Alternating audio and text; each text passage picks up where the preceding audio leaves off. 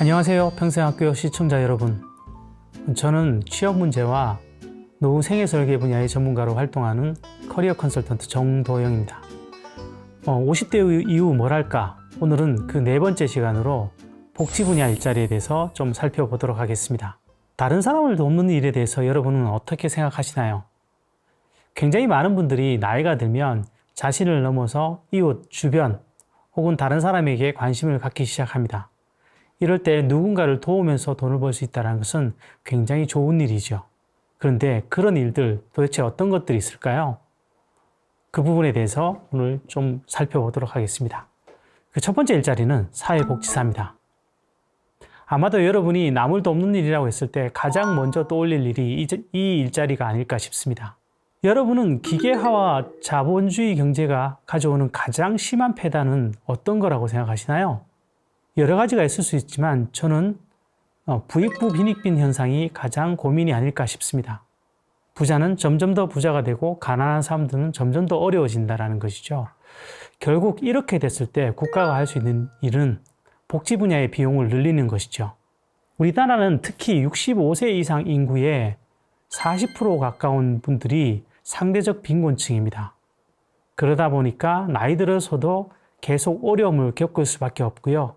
이런 분들을 도와주기 위해서 복지 분야 일자리는 한동안 늘어날 수밖에 없는 구조라는 것이죠. 그러면 사회복지사 일자리의 장단점에 대해서 한번 살펴보도록 하겠습니다. 먼저 장점은 가장 먼저 말씀드릴 수 있는 것이 일자리가 상대적으로 많다라는 것입니다. 그리고 남을 돕는 일은 시니어들이 흔히 관심을 갖는 영역이기도 하고요. 특히 공공 영역에서도 사회복지사 자격증을 요구하는 일자리들이 은근히 좀 많은 편인데요. 그런 부분들은 뒤에 가서 좀 더 설명을 드리도록 하겠습니다. 그에 비해서 단점은 가장 큰 것이 자격 취득에 시간이 많이 걸린다는 것이죠.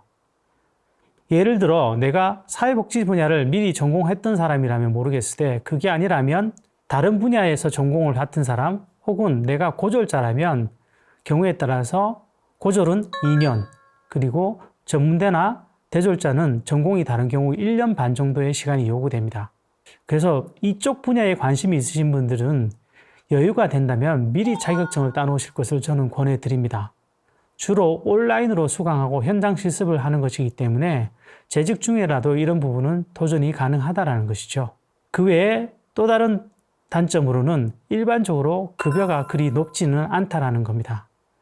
물론 이쪽에서도 호봉이 쌓이고 이런 일자리들이 있지만 그렇지 않은 일자리들도 있기 때문에 나이가 들어서 진입하시는 분들은 이런 부분에서 좀 어려움을 겪을 수 있다는 겁니다.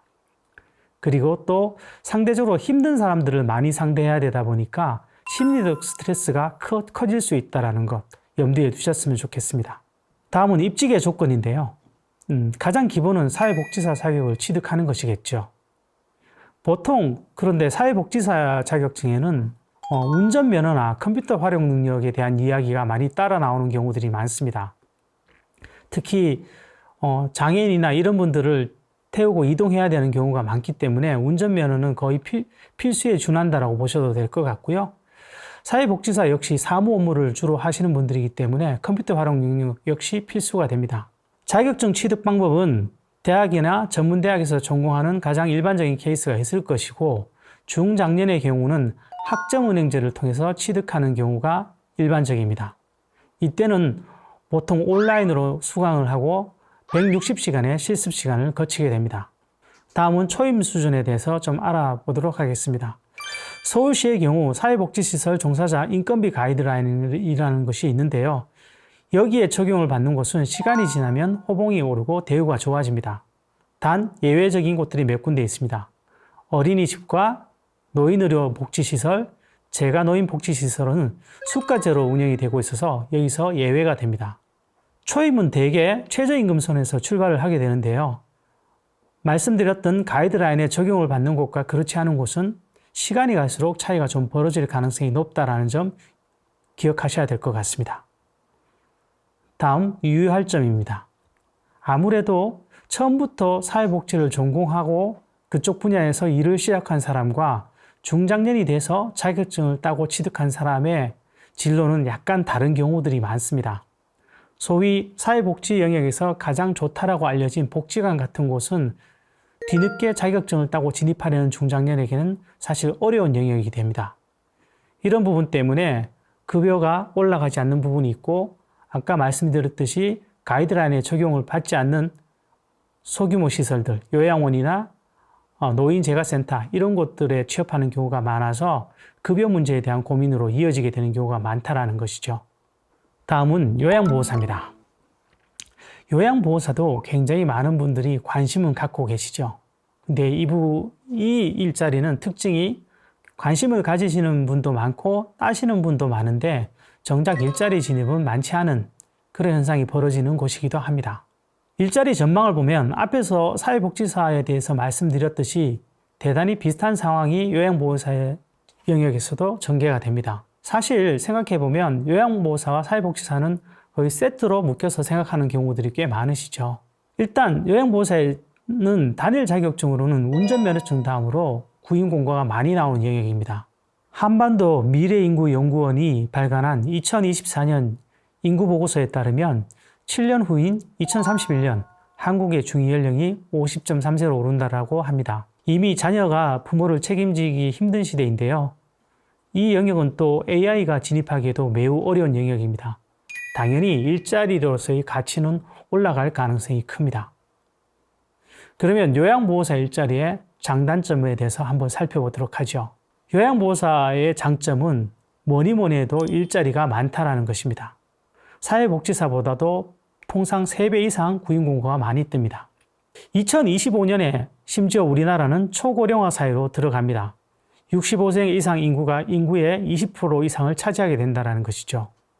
당연히 앞으로도 이쪽 분야는 일자리가 줄어들 가능성은 별로 없습니다. 이미 요양보호사의 평균 연령은 2023년 12월 기준으로 61.7세입니다. 이미 70대 요양보호사도 심심찮게 만나볼 수 있죠. 2027년까지 약 7만 9천 명 정도가 부족할 거라는 전망도 있습니다. 단점은 사회적 인식에 대한 부담이 좀 있습니다. 사실은 이거 굉장히 안타까운 일이죠. 귀한 일을 하시는 분들인데 그 일을 하는 사람들에 대해서 사회적으로 대단히 시선이 그렇게 좋지는 못하다라는 것이 아쉬움으로 남습니다. 대상자의 일상을 케어하는 일이기 때문에 어떻게 생각하면 모든 영역이 그 대상자의 일상과 연결이 되는 것이고요. 어떻게 생각하면 전혀 관련성이 없는, 심지어 다른 가족의 식사까지 챙겨야 되는 그런 문제들까지 생겨서 이런 부분들이 심리적 스트레스로 작용할 가능성이 높습니다. 입직의 조건에 대해서 좀 살펴보죠. 일단 요양보호사 자격을 취득하는 것이 최우선일 겁니다. 그런데 자격증 취득 방법에 있어서 약간 변화가 생겼습니다. 2024년부터 실습 80시간을 포함해서 예전에 240시간이 320시간으로 교육이 확대됐습니다. 아마 이 부분은 치매 관련 교육이 늘어난 것이 중심일 텐데요. 어쨌든 이런 부분이 있다는 것을 좀 기억하시고요. 또 하나 중요한 변화가 생겼는데요. 시험 자체는 어렵지 않은 것으로 알려져 있는데 올해부터 완전히 컴퓨터 기반의 시험으로 바뀌어졌습니다. 작년까지는 지필 시험이 가능했던 것으로 알고 있는데요. 올해는 전부 컴퓨터로 시험을 쳐야 됩니다. 그런데 이게 좀 고민이 남죠. 상대적으로 60대 이상 시험에 지원하시는 분들 중에서는 여전히 이런 부분에 취약한 분들이 좀 계십니다. 그런 분들을 위해서 미리 연습을 할 수 있는 사이트 같은 것들을 만들어 놓았으니까 요양보호사 시험 연습 이렇게 해서 찾아보시면 관련 사이트를 확인하실 수 있으실 겁니다. 다음은 초임 수준인데요. 시간당 임금은 12,000원 전후로 알려져 있습니다. 사실 이것도 그렇게 하시는 일에 비하면 높다라고는 볼 수 없는데 더 나쁜 것은 연차가 쌓여도 별 차이가 나지 않는다라는 겁니다. 다만 24년 10월부터 50인 시설 기준 최대 2명까지 선임 요양보호사를 임명할 수 있는데요. 이 선임 요양보호사는 5년 이상 경력자 중에 선임이 되는데 월 15만 원을 추가로 받을 수 있습니다. 그러면 요양보호사 일자리와 관련해서 유의할 점은 어떤 것들이 있을까요? 재가센터의 경우 결국 일하시는 곳에 대상자가 있는 곳에 직접 가서 혼자 일해야 되는 환경이 되기 때문에 이런 부분을 조금 스트레스로 여기시는 분들도 꽤 있으십니다. 두 번째는 아까도 말씀드렸다시피 가사 돌봄 노동의 업무 한계를 정하기가 매우 어렵다라는 것입니다. 이런 것들을 할 때 마치 집안에서 허드렛 일을 하는 사람 취급하듯이 이런저런 요구를 하는 간혹 그런 분들도 계시다고 하셔서 이런 것들이 스트레스 요인으로 작용을 한다고 하시더군요. 대상자가 아무래도 몸이 안 좋으신 분들이 많다 보니까 이런 분들을 상대하는 데 있어서도 감정적인 소모가 꽤 클 수가 있다는 점, 이것도 좀 염두에 두셨으면 좋겠습니다. 그리고 좀 전에 말씀드렸다시피 2024년부터 컴퓨터 기반 시험으로 변형됐기 때문에 이런 부분에 대해서도 대비하셔야 된다는 거 기억해 주시길 바랍니다.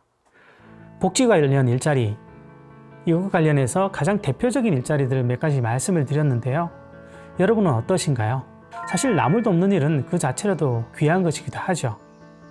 나이가 들어서 누군가를 도우면서 일할 수 있다는 것, 그리고 그걸 통해서 수입을 창출할 수 있다는 것은 분명히 의미가 있는 일자리일 것 같습니다.